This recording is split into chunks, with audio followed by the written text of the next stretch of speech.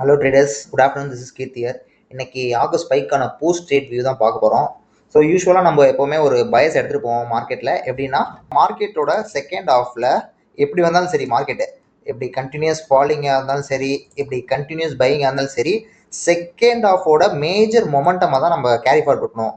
Market வந்து இப்போ keep on செல் ஆகிட்டே இருக்குது. பட் ஃபைனல் மொமெண்டம் வந்து ஒரு இந்த ஹைஸ் எல்லாம் பிரேக் பண்ணிட்டு ஒரு மொமெண்டம் கிடைச்சுன்னா அது வந்து நம்ம புல்லிஷாக எடுத்துட்டு அடுத்த நாள் வியூ வந்து நம்ம புல்லிஷாக எடுத்துருப்போம். ஸோ இதே மாதிரி தான் ஆப்போசிட்டாக இப்படி கீப் ஆன் மார்க்கெட் வந்து மேலே போய்கிட்டே இருக்கு. திடீர்னு இங்கே ஒரு ரெசிஸ்டன்ஸ் கிரியேட் ஆகிட்டு ஒரு பெரிய ஃபால் வந்துச்சுன்னா இந்த ஒரு பெரிய மொமெண்டம் பேஸ் பண்ணி நம்ம செல்லிங்கை வந்து அடுத்த நாள் எடுத்துருப்போம். இதுதான் நார்மலாகவே நமக்கான வியூவாக இருந்துச்சு.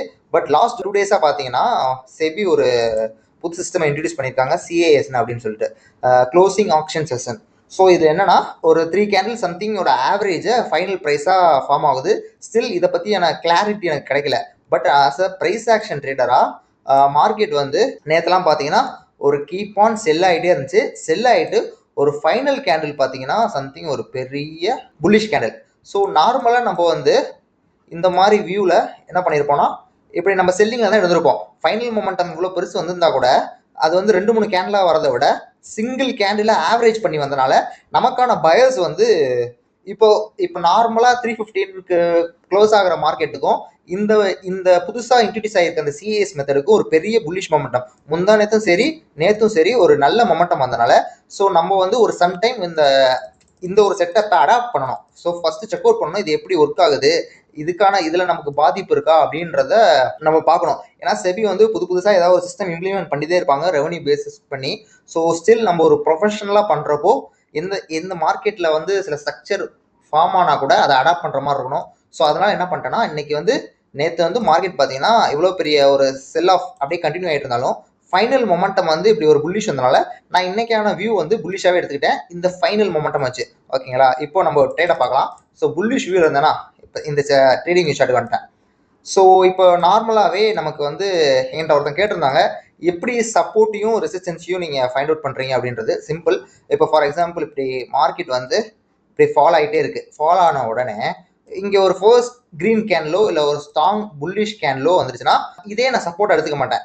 இப்போ எது வந்து இதை சப்போர்ட் நான் கன்சிடர் பண்ணால் இந்த கேண்டில் ஃபார்ம் ஆகுது பார்த்தீங்கன்னா, இந்த ஃபார்ம் ஆன உடனே இந்த கேண்டலுக்கு மேலே அட்லீஸ்ட் ஒரு 3 கேண்டில் சஸ்டெயின் ஆகணும்.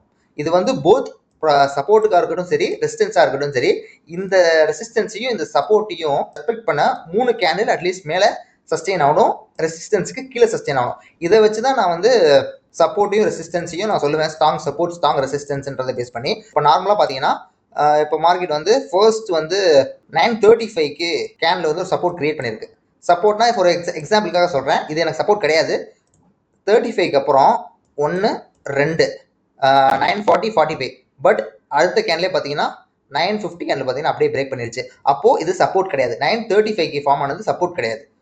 இப்போது சிம்பிளாக சொல்லணும்னா அகெயின் பார்த்தீங்கன்னா மார்க்கெட்டு 955க்கு சப்போர்ட் இங்கே ஒரு கேண்டில் கிரியேட் பண்ணியிருக்கலாம். இதுக்கப்புறம் மேலே சஸ்டெயின் ஆகுது பாருங்க, 10 o'clock 10:05 10:15 கிரீன் கேண்டில். அப்போது இந்த 955 கேண்டிலுக்கு மேலே கண்டினியூஸாக 3 கேண்டில் மேலே சஸ்டெயின் ஆயிருக்குன்னா அப்போது இந்த 955 கேண்டில் ஒரு நல்ல ஸ்ட்ராங்கான சப்போர்ட்டாக கன்சிடர் பண்ணுறேன். இப்போ நம்ம சப்போர்ட் கிரியேட் பண்ணதான் அதுக்கு மேலே சஸ்டெயின் ஆகிறத வச்சு தான் இது ஸ்ட்ராங்காக சப்போர்ட்டா இல்லை ரெசிஸ்டன்ஸான்றதை நம்ம புரிஞ்சுக்கணும். ஸோ அட்லீஸ்ட் 3 கேண்டிலாவது அதை ரெஸ்பெக்ட் பண்ணி மேலே சஸ்டெயின் ஆகணும். அதுதான் நம்ம சிம்பிளாக சொல்லணும்னா ஸ்ட்ராங் சப்போர்ட்னு சொல்கிறது. ஸோ இந்த சப்போர்ட்டும் ஃபெயில் ஆயிடுச்சுன்னா ஃபர்ஸ்ட் சப்போர்ட் ஃபெயில் ஆயிடுச்சு.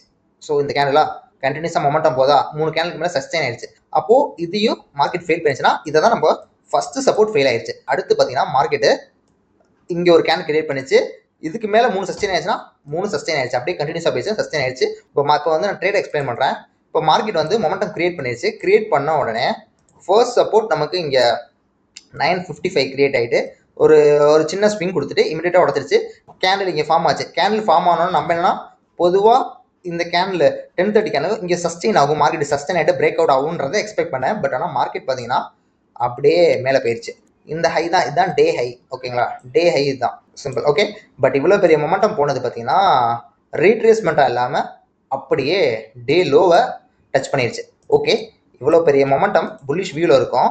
ப்ளஸ் சப்போர்ட் வந்து ஒரு ஃபர்ஸ்ட் சப்போர்ட் ஃபெயில் ஆகி செகண்ட் சப்போர்ட்லாம் மார்க்கெட் வந்து பவர் காட்டியிருக்கான். பவர் காட்டினது இவ்வளோ பெரிய மொமெண்டம்க்கு அப்புறம் மேலே ஹையை வந்து ரீச் பண்ண முடியாமல் அகெயின் பவர் லூஸ் ஆகி லோக்கு தொட்டுட்டான். லோ தொட்டோன்னே எனக்கு தெரிஞ்சிச்சு இன்னைக்கான மொமெண்டமில் வந்து பியர்ஸ் அதிகமாக இருக்கான் அப்படின்றத ஃபீல் பண்ணேன். லோவை டச் பண்ணணும்னு பார்த்தீங்கன்னா அகெயின் வந்து மார்க்கெட் சின்னதாக இங்கே சஸ்டெயின் ஆகிட்டு அப்படியே ஃபாலோ ஆரம்பிச்சிருச்சு. திரும்பி இங்கே ஒரு சப்போர்ட் கிரியேட் பண்ணியிருக்கு. ஸோ நமக்கான பயஸ் வந்து ஒரு லிமிட் தான். ஸ்ட்ராங் சப்போர்ட் ஸ்ட்ராங் ரெசிஸ்டன்ஸ் இருந்தால் கூட டைம் ஆக ஆக அந்த ஸ்ட்ராங் சப்போர்ட்டும் ஸ்ட்ராங் ரெசிஸ்டன்ஸும் நமக்கு வந்து ஃபெயில் ஆக ஆரம்பிக்கும். ஏன்னா மார்க்கெட்டோட மொமெண்டம் ஷிஃப்ட் ஆக ஆரம்பிக்கும். இப்போ ஃபார் எக்ஸாம்பிள் இப்போ மார்க்கெட் ஃபர்ஸ்ட் ஹாஃப்ல வந்து நல்ல புல்லிஷாக இருக்கானா அப்படியே கண்டினியூ ஆகிற டேஸ் வந்து ரொம்ப கம்மி.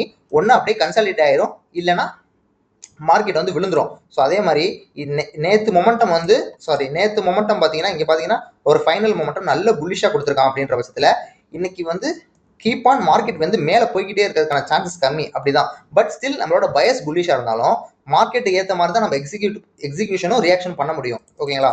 ஸோ அதனால சிம்பிளாக நான் வெயிட் பண்ணிக்கிட்டேன். எப்படின்னா சில சிம்பிள் பேட்டர்னாக வச்சுக்கிட்டேன், ரொம்ப யோசிக்கல. ஏன்னா நிறைய விஷயங்கள் மாறி இருக்கனால இந்த லோவை டச் பண்ணாமல் இந்த லோ சப்போர்ட் கிரியேட் பண்ணிட்டு இதான் ஹையு, இங்கே ஒரு புது சப்போர்ட் கிரியேட் பண்ண உடனே எடுத்துடலாம் அப்படின்றத பேஸ் பண்ணி தான் நான் சிம்பிளாக வச்சுருந்தேன். என்ன பேட்டர்ன் எது மார்க்கெட் எப்படின்னா ரியாக்ட் பண்ணிட்டோம். பட் ஆனால் நம்ம அதுக்காக வெயிட் பண்ணலாம் அப்படின்னு. பட் மார்க்கெட் பார்த்தீங்கன்னா லோவை உடச்சிட்டு அந்த ஜோனுக்கே வர முடியல. அகெயின் இங்கே பார்த்தீங்கன்னா சப்போர்ட் கிரியேட் பண்ணிடுச்சு. எந்த கேண்டில் 1.5 கேண்டில் கிரியேட் பண்ணிட்டு இதுதான் ஃபர்ஸ்ட் ஐ. ஓகேங்களா? அப்போது இங்கே சப்போர்ட் கிரியேட் பண்ணிட்டு இதை உடைக்கணும் அப்படின்னா, பட் ஆனால் இந்த லோவே திரும்பி இந்த மார்க்கெட் உடஞ்சனால ஸோ இன்னைக்கான எக்ஸிக்யூஷன் பிளான் வந்து நமக்கு டோட்டலி இதாக போயிடுச்சு.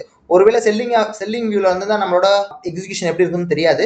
பட் ஸ்டில் நம்மளோட பயர்ஸ்னு ஒன்று மார்க்கெட்டில் நம்ம எடுத்துகிட்டு போகிறனால அந்த புல்லிஷ் மொமெண்டம்காக நான் வெயிட் பண்ணிட்டே இருந்தேன். பட் ஆனால் மார்க்கெட் வந்து ஒரு ப்ராப்பர் ஒரு பிரேக் அவுட்டாக இப்படி ஃபார்ம் ஆகாமையே கீப் ஆன் இதே இருக்குது. இப்போ புதுசாக மார்க்கெட்டில் சிஸ்டம் ஃபார்ம் ஆகுறப்போ ரீட்டைலர்ஸ் வந்து எப்பவும் போல ட்ரேட் பண்ண ஆரம்பித்தோம்னா நிறையா லாஸஸ் ஃபேஸ் பண்ண ஆரம்பிப்போம். சிஸ்டம் வந்து ஓரளவுக்கு அட்லீஸ்ட் 1 வீக் 2 வீக்ஸ் ஆகுது அதை அப்சர்வ் பண்ணும்.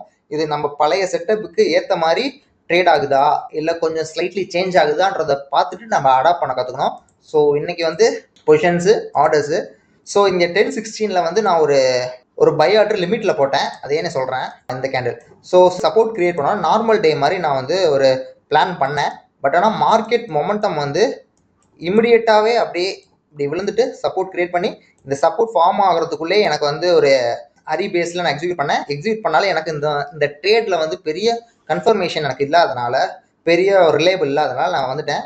இன்னைக்கு டெலிகிராம் சேனல்லையும் பார்த்தீங்கன்னா நான் வந்து எதுவும் அப்டேட் பண்ணல. ஏன்னா நானே கன்ஃபார்ம் இல்லாமல் இருக்கிறப்போ டெலிகிராமில் அப்லோட் பண்ணக்கூடாது அப்படின்ற பட்சத்தில் நான் எதுவுமே அப்லோட் பண்ணல.